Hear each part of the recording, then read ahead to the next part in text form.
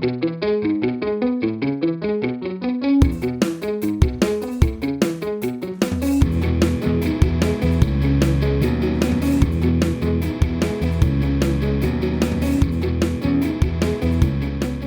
back to Therapy Tea. Today, we are sharing part 2 of our conversation with last week's guest. Woohoo!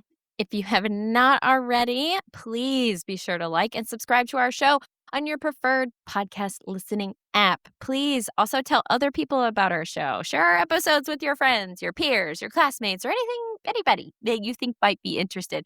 Just mentioning our show to someone else is really awesome for us to grow our audience. We really appreciate every like, follow, and share, email, all the things. That's right. You can connect with us on social media or through our email. Our email is therapyteapod@gmail.com. You can send us questions, comments about the show, suggestions for future episodes. Maybe you want to be interviewed or you just want to say, hey, we love you. Whatever it is, we would love to hear from you. So please reach out. Okay, back to the rest of our conversation from last week.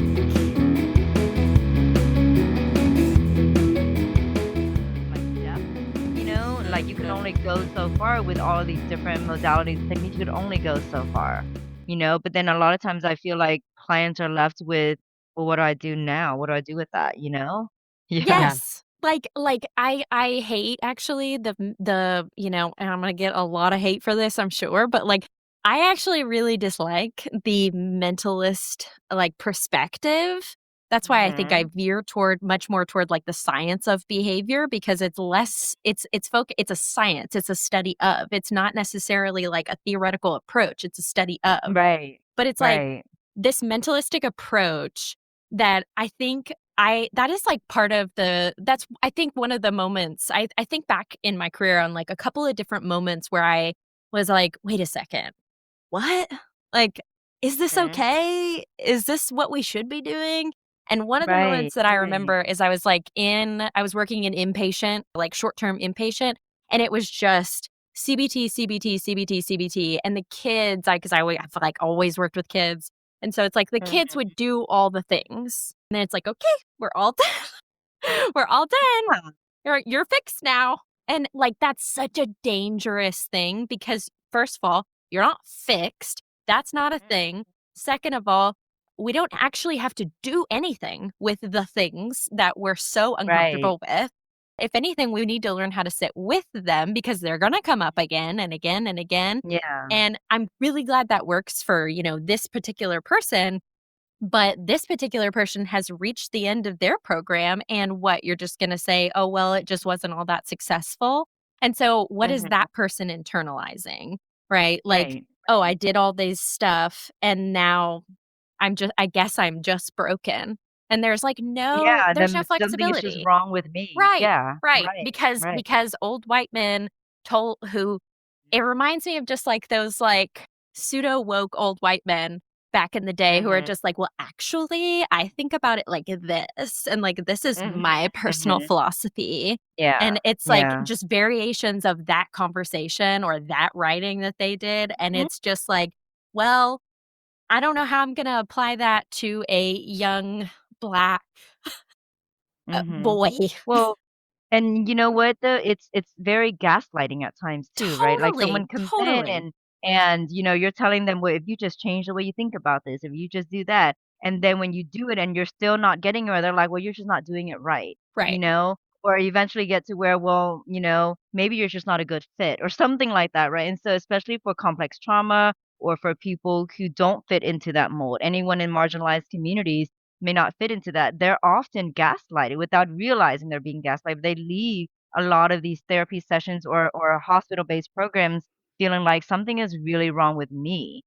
I'm the problem. And that just kind of, just that causes them to really feel jaded with trying to get any more help because they're convinced at that point that they're just not going to get better. And it's very sad to see. Yes. But and I know CBT has a place. CBT is one of the top-down approaches for counseling, which, it does have a place when people are a lot more regulated. But in working with using a more decolonized approach and working with a lot of trauma, primarily trauma, I prefer bottom up modalities such as somatic practices and things like that a lot more, and then sprinkle in some top down processing, psychoeducation, things like that. They're more sprinkled in, they're not the main modality. Yeah, so decolonized therapy also challenges, white supremacy a lot because we don't realize how much white supremacy just infiltrates everything, everything. And from the systems, from the education that we get, from the way we have to organize our practices, from I mean everything. It Totally. infiltrates it all. I Mhm. yes, another one of these moments, and I wanna know your moments too, and Karen, your Mhm. moments if you want. But I remember, like, learning about the DSM, so I was in college and it was in abnormal psych, I think, and they were talking about the DSM, and I remember being like, "Okay, well, where like, how did they get this? Like, how did they get this information?" And Mhm. it's just, like, experts in the field who can afford this profession, like, who can afford to be an expert in this particular field, who has historically been successful and, like, leading this particular field, primarily white men, but Mhm. white people in general, but, like, mostly white men, and Mhm. then they're doing assessments made by said White men. experts, right? Their research participants are white people, you Yeah, know? who Mhm. go to college, which is again, like, inordinate Right. like, so skewed. Definitely not Mhm. diversified. No, no, and it's like, this is I don't think people realize, like, when you say how deeply rooted, like, systemic white supremacy is, like, it's Mhm. astounding. Like, the more you learn Oh, about yeah. it, in particular with mental health, like, "Whoa, Yeah. Oh, why?" absolutely. Absolutely. Mhm. Yeah, and the same kind of deal, I think, applies to, like, disabled communities as well. Mhm. Crazy Mhm. stuff. Yeah, yeah. But we're taking these modalities that were created by a lot of white men and making it the norm, and this is the gold standard, and this is what it should be, and if you use this, it should work for everyone. And then you get a bunch of people who it doesn't work for, and then something's wrong with all these people, not with the system itself. It's very frustrating. Yeah, when you look at the way the research is Mhm. done, and even I remember learning in class, like, okay, you got to be careful about how generalizable something is. But it's like, but when Mhm. you look at all the kind of research behind a lot of the most well-known theories in our practice, it's like, well, but how generalizable really is it, right? If ultimately we have been using this on all these, now we are, right, using these sort of theories on women and people of color and other, we're going into other countries and Mhm.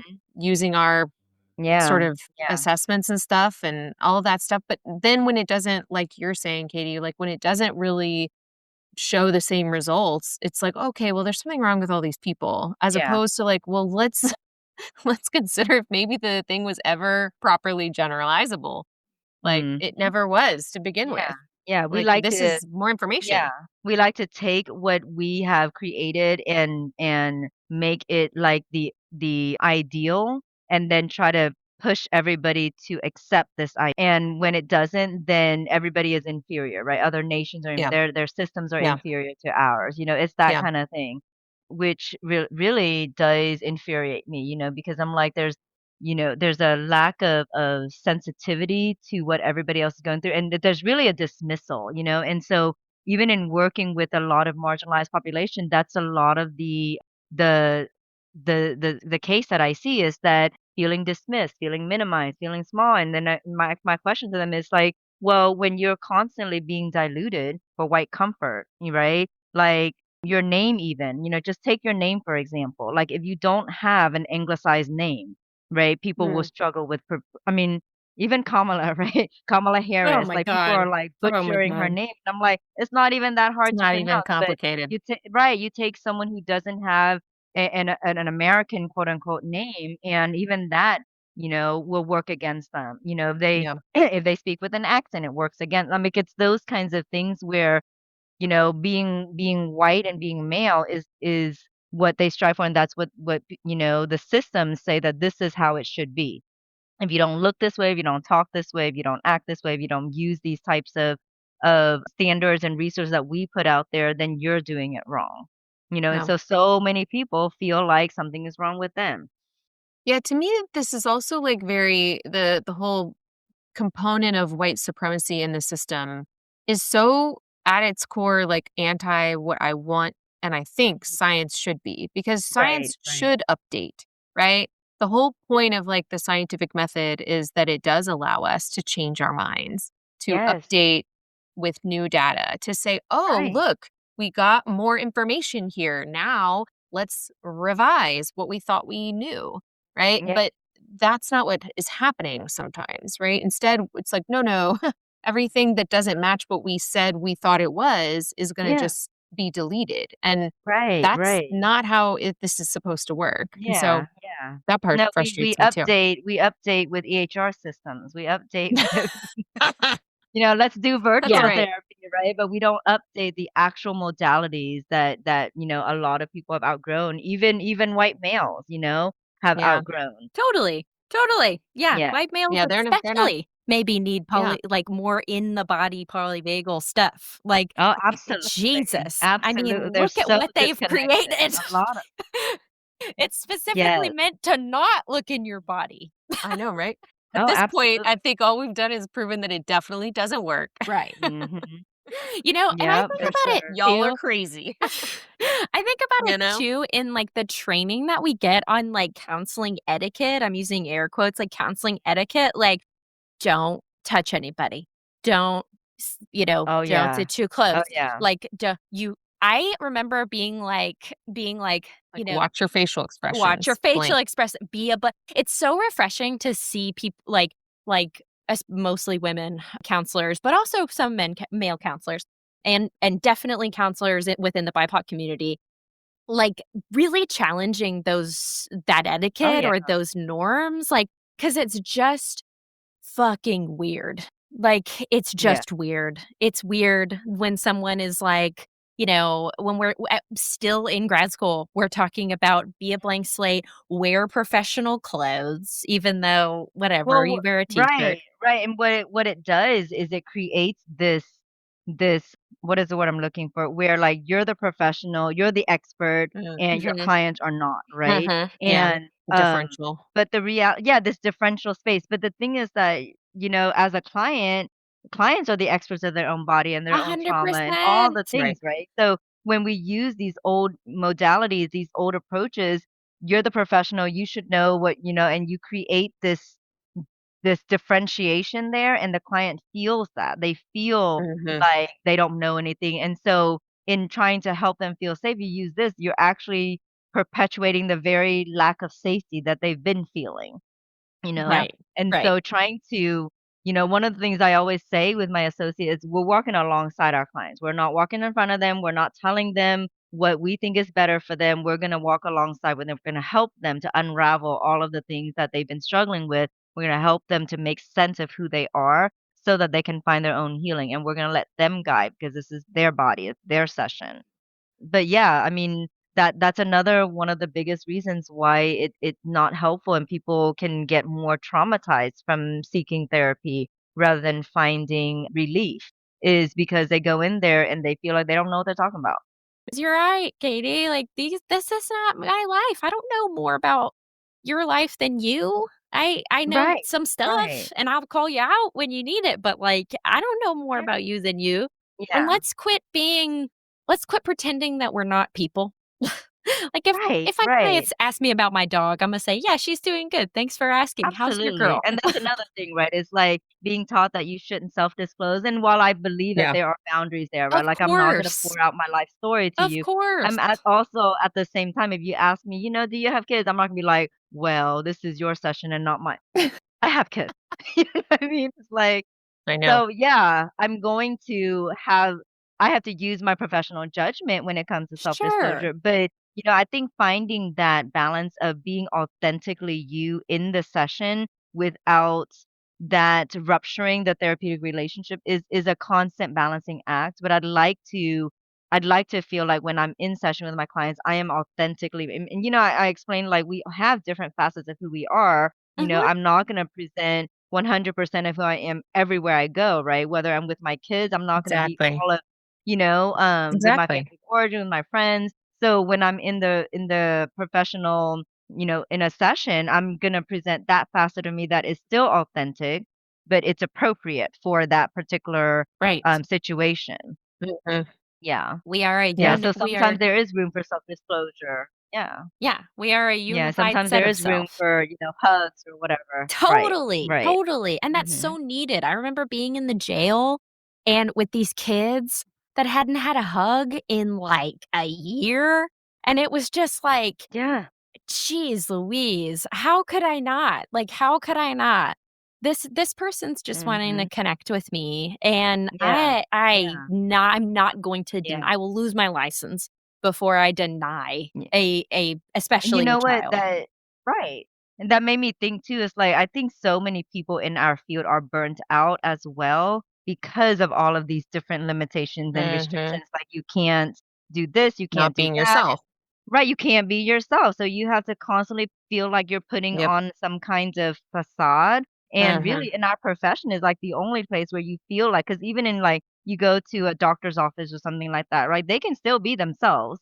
Like they Mhm. provide you with the, you know, the treatments, the medication, whatever they do, but they can still be themselves. They don't have to put on a facade. And they Yeah. don't. Um If they're an asshole, they're gonna be an asshole If they're in an the asshole, they're an appointment. asshole, you know? But, like, my doctor would walk in and she'd be like, "Man, my daughter is really driving me nuts today." And she's just being herself, you know, and that's Oh, fine. it's But in awesome. our profession, we have to put on a facade, and that's tiring, and I think that is Mm. one of the bigger reasons why so many people in our field do get burnt out so quickly because they're still operating under that same outdated mold of how it should be. You know, Yeah. you have to always be the expert. You have to always be on top, and that's the one thing I really drive into my associates is you don't have to know it all. You just have to really be able to connect with your clients, help them to feel safe. I promise you, when they feel safe with you, they will naturally start doing the work. They will open up, you know, and you can, you know, listen to your intuition as you're working with them. But you don't have to always know exactly what to do and what to say and how to say it. Right? Because who does that sound like? Sounds kinda like the Right. it's like, we need to be up here, and a client needs to be down there. There needs to be this massive like, Mhm, ooh, mhm. talk about Yeah, systemic pressure. supremacy. Yeah, and systemic. Yeah, absolutely, S absolutely. So interesting the what you just said about burnout. I had Mhm. never actually put those together that precise way, but I think that's Yeah, exactly what it Oh, I is, know. yeah, or not the whole story of burnout, obviously, but that's gotta be a huge component of it. This, I like, think so. component of the expectations we've been told Yeah. to Mhm. adhere to about Yeah, who to be and how to be in client work, and I mean, when you're just yourself more, it's not to say that the work isn't still maybe work or, mhm. that it doesn't take from you, but it just doesn't take to the same degree, No, No. it you does know? not. And it's interesting too, like, Katie, I think Karen's right. You put that in such a cool way, and I'm hoping everybody, especially new clinicians, are hearing this. Like, you don't we are in a field that was made by white men who had a particular perspective in mind and had a Right, particular place in society at that particular right. time in history. However, and Karen and I talk about this constantly off the show, but we are now in a female dominated field. Like this Mhm. field has become female dominated, and yet we are still using these molds that weren't Absolutely. made for us. Of course, yes, of course, Katie, we're going to experience so much burnout because this is not female. Like, this is not who we Mm. are. This wasn't made for us. Right. Hmm, Right. It's like, you know, trying to move forward, but just having things that keep dragging me back, you know, like I'm gonna exert a hmm, whole lot more energy trying to it's kind of like trying to yeah. walk with weights on Weighted your vest. yeah, weighted vest or Yeah, weights on your wrecking. legs, you know, What a like stupid idea. you're gonna get a whole lot more worn out prematurely. Totally. Yeah, yeah. Yeah. And this constant tension that we're that we're dealing with now, though, I feel a little, I don't know about you, Katie, and I know how you feel, Jasmine, but I feel a little hopeless about how do we get out of this Yeah. mess, you know? Yeah. Because Yeah. I feel like if I just imagine what did those old initial white men really want for therapy in the future, like, they wanted AI to do it. That's what they wanted, right? They wanted some robot to deliver services, spit out worksheets and accept payments and, draw conclusions about diagnostic and then follow a formula adhering to that. Like, that's what they Right, want, and right. that's where it's going in some ways. Like, that's where Oh, insurance yeah. companies are trying to take Ooh, they things, love it. and, oh my god, they love that shit because also a white man invention was insurance, which Yeah. by far my least favorite one. But I don't know how we get out of it other than just like say like the basics of what I provide is a space with another human being in it. Mhm. Like Yeah. that's what I do that a robot Yeah. can't do that, Right, it or right. whatever. Like I am going to Yeah. be in this space with you as a human just like you are and just be Mhm. with you, Yeah. right? And Yeah. we have to, like, take that back for this profession. Right, and I think you're right, like, there is a sense of hopelessness when you look at it more globally, like, this has been in place for so long, and so many people majority of therapists and mental health still operate in this system. Majority still do, no matter how advanced we are as a society, majority still hold on to the old, traditional ways of approaching things. So there can be a hopelessness there, I think, if we were to look at it that way, but I also feel like every ripple that we make is still a ripple, and Totally. there's still an effect to it. So being able to really start with myself, right? Really work on making Yeah. sure that I'm aware and I'm regulated and I'm doing all the things that I do. I educate myself on white supremacy and, how do I work with certain populations where I don't have, even with my own, where I don't have those types of experience or lived experiences, how can I educate myself so that I can be that safe space for them? Yeah. And, like, even in just recognizing that my body, my mind, my everything is so intertwined and interconnected in that way that even, like, there's a rejection physically for certain things that don't sit right with me. This is how I was wired. These are the things that I've inherited in my DNA, things like that. It's been really neat when I have clients who come in and they have certain, survival mechanisms, being able to help them to see how is that kind of try to understand what your ancestors went through, was it okay for them to have a voice? Was it okay for them to speak up? Was it okay, things like that to just kind of help them make sense of it really, really dismantles away from, you have to do it this way. You have to set boundaries. That's one of my favorites where, clients come in and, we're told that we should teach them to set boundaries. Well, if it's not safe to set boundaries, it's just not gonna happen, and then in cultures like mine where, like, they don't even exist, like, how do you go about with that, right? Trying to work with that, and so you gotta be able to be present with your clients, to be able to know that some things that we're told that this is how we should work, these are the resources we can provide, these coping mechanisms,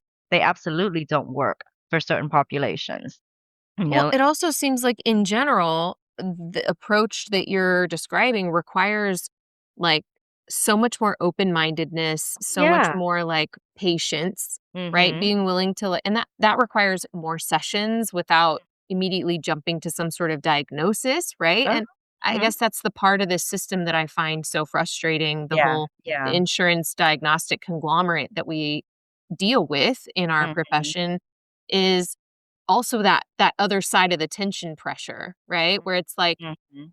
how is this person going to get the services that they actually need when, we're battling that tension against this Mhm. Mhm. external force to Yeah, try to be calm, present, patient, open-minded, explore before anybody jumps to yeah. any conclusions about what this is about or what this means or what Mhm. anything like that. Like that just takes time, truly. Yeah, And yeah. sometimes you don't Yeah, and so have you find time under yeah, those but you systems, right, and which you find sucks. yourself kind of in that conundrum where like, at least for me, I can't speak for anyone else, but, like, I wanna be able to accept insurance because I'm very aware that so many the clients that I see can't afford therapy out I know. without insurance, you know? Right. But at the same time, when you accept insurance, you're locked into all these different There are restrictions, terms. right? There are terms. And so, Yeah. I always let my clients know, like, I do have to provide a diagnosis, but we're not going to focus on it. If I accept Mhm. your insurance, we're going to provide that just for the insurance for billing purposes, but we're not going to, like, break down all the symptoms. Like, do I feel like you would need to know some of the things? Yes, I need you to be able to listen to your body, if you're starting to feel more down, things like that, absolutely, but we're not going to put so much emphasis on the pathology of it, you Yeah. know, to be able to help them, just feel like they can come in and they can just be themselves. They don't have to perform either. We gotta ask, though, Katie, what do you I mean, I'm sure a million things, but if you could maybe give us one thing, what do you wish you had known before becoming a counselor? Oh gosh. So many things. I wish just for me personally, I feel like I grew up very restricted with, like, access to information and resources. I wish I had known more of the options out there. I wish I had known, even just going into the field of psychology, what are those options? Maybe I would have pursued psychiatric, nursing. Maybe I would have pursued something different. I didn't know. I mean, I feel like I'm where I need to be, but I do wonder sometimes, like, if I had known more, if I had more Mm, resources, more information, would I have chosen something different? I wish I would totally. have known just just how limiting we are in this field, and how we have to really fight against this system. Like you were saying, Karen, that there's like this hopelessness where you feel like you're constantly walking against the winds. You're having to fight it, Yeah. and that part is hard. Yeah. It's Yeah, I freaking wish I'd known exhausting, man. more so that I could start, so I could, I guess, start fighting earlier too, just being able to Yeah. challenge these systems earlier, because I think back to when I was a young, inexperienced intern, I didn't know much. So I followed a lot, and I feel like, inadvertently I may have hopefully I didn't do harm, but I definitely may have, either led them to feel like, okay, this is, it's not working, so then I'm not going to try again, or, so cause them to be jaded with therapy, or to make them feel Yeah. like something is just wrong with them, because I feel like I didn't know enough to be able to provide them with more depth, and more, opportunities for healing. I would have advocated more strongly. Totally, and like you said, Katie, the impact that that has on a new clinician. Maybe, on this show, we get a lot of people talking about I think the number one answer, maybe tied for number one answer when we ask that question is, I wish I had known more about, like, the business side of counseling, right? Like, that I was Mhm, gonna be a mhm. business owner, or that I knew all the options as far as where to work or what I would be in for, things like that. Yeah, They yeah, wish that they had more information in that regard. But yeah, again, pulling back to, like, the even just the theoretical approaches or that they teach you, the theories that they teach you in counseling, like, I remember just not finding any sort of home in those theories yeah. and then Mhm. thinking there was something wrong with Right, me. right, Yeah. And then trying to right, and do Or that my that. I assumption wouldn't pick one.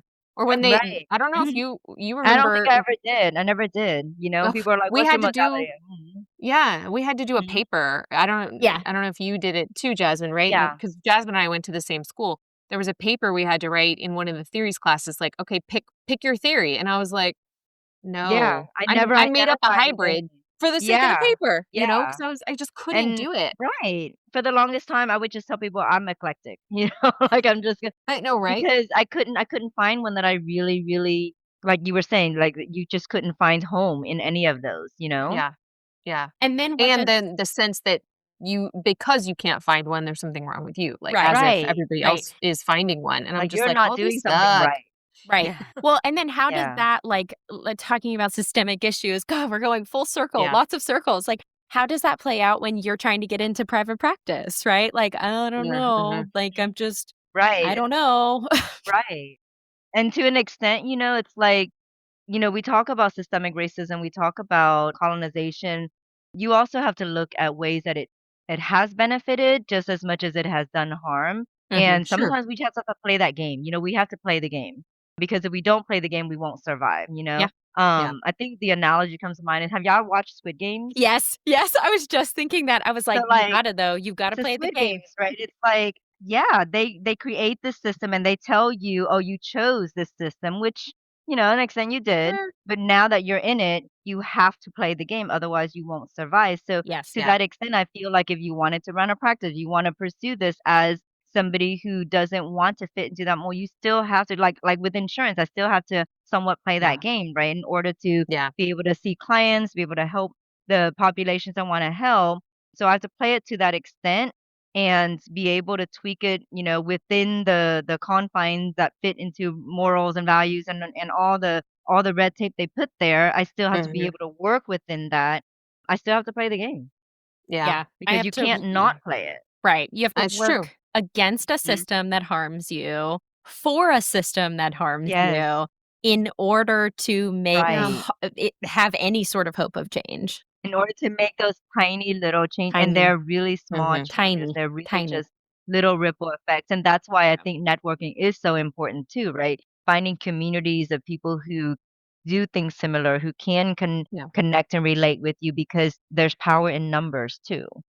Yeah, and it may also make maybe this isn't exactly what you guys are saying, but what it made me think of is, like, there's a hopefulness that I feel in the sort of acceptance of reality Mhm. part of this, right? Like, this is a system that I didn't personally create, and also it wasn't created by one person either, actually. Like, if we really look at the history of the system that we're in, we can go back layer by layer, person by person, decade by decade, and see how it was sort of constructed over Mhm. time, Mhm. right? And it can be therefore deconstructed over time Yeah, in a sort of similar Right, one little but it's component. similar to, like, trying to break intergenerational trauma, right? It's a Yeah. little at a time. You're chipping away at the dysfunction, the toxicity, you're chipping Mm, away, and you're yeah. hoping that, with every little chip, you're making some kind of difference that maybe not in your lifetime you'll see, but hopefully in lifetimes after you,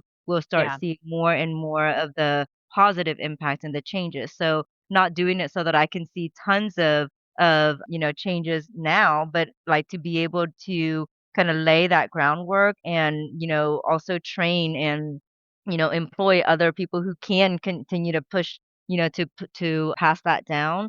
That's what I hope for, Oh, but so sweet.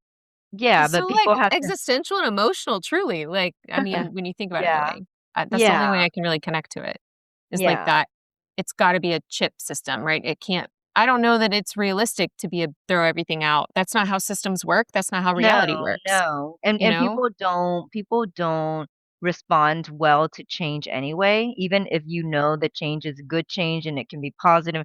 People just don't respond well. They like to dig their heels into keeping everything the same because that's Yeah, where they're comfortable. yeah, Yeah, yeah. even in marginalized populations, a lot of times it can take some convincing to help them to see that, you know what, we can break away from it and it's okay. Like Mm, you can still be safe when you don't follow into that system. Even so, it's hard sometimes for people who you feel like absolutely need it as yeah, well. yeah. Mhm. totally. 'Cause it's Uh, scary. this is great stuff, I Katie. know. I feel like if I keep going, like, because I wanna talk so much more to Yeah. Katie Yeah. about this, There is because so much more. There is so much I more. know, I Mm. know, but we can't do that, unfortunately. Maybe we'll have you back. You're Yeah. incredible. Thank Katie, you. what resources should people seek out that are counseling specific or mental health specific that you would Mhm. recommend? Well, the book that really taught me a lot about, more decolonized approach was the book called Decolonized Therapy. It's by Jennifer Mhm, Mullan. It's Mullan.